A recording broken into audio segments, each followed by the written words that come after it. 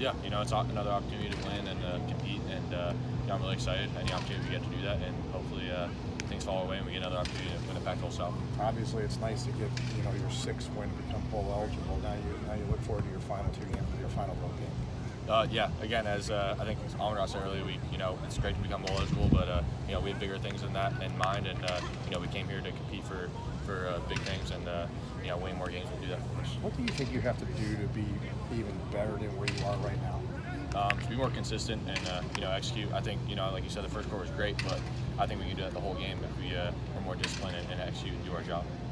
What's the key against the Cal defense? Just being disciplined. They're kind of similar to us, and we call ourselves an execution-based offense.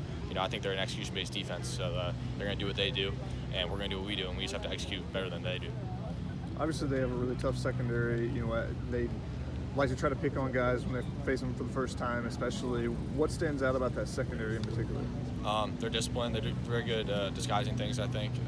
But again, if I just go through my reads and do what I'm coached to do, we'll be successful.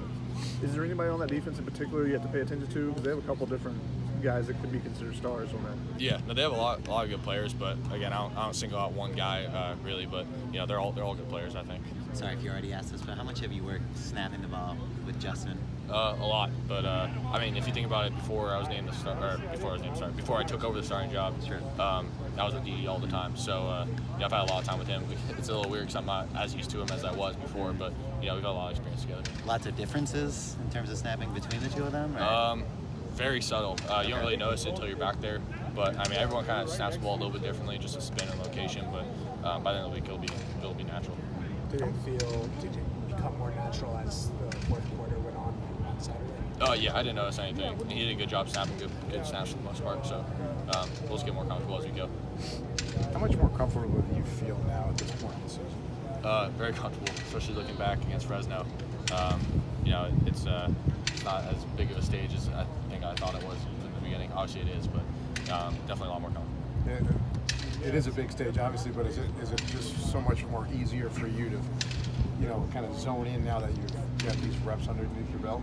Yeah, definitely. We're 10 weeks in, it feels like. So, having that experience and just getting those reps in practice helps a lot. When did you notice Drake London's confidence kind of, increase throughout the season?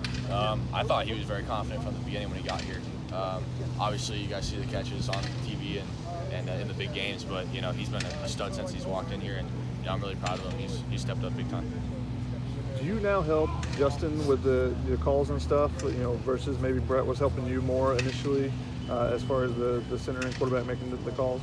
No, he does the same thing that Brett does as job responsibility. He does a good job of that. They're both, him and Brett, are really intelligent. After the first quarter, are you thinking this is like your homecoming and 297, passing yards, and you thinking, is this really happening? It's like, did you have enough time to think about? Not the really. First quarter? I think before the 28 points, someone kind of said to me as a joke, like, "Oh, you're gonna throw for 12 touchdowns today." But my mind was kind of thinking, I kind of felt that we were getting a little lackadaisical on the sideline, having scored a lot of points in the first quarter. So my mindset was kind of, we need to score again, and we did. But I kind of kept that mindset. I don't want to what happened to happen, So, we gotta be better at that, and like we say, we need to score every time. We have that mindset that we want to score every time we get the ball.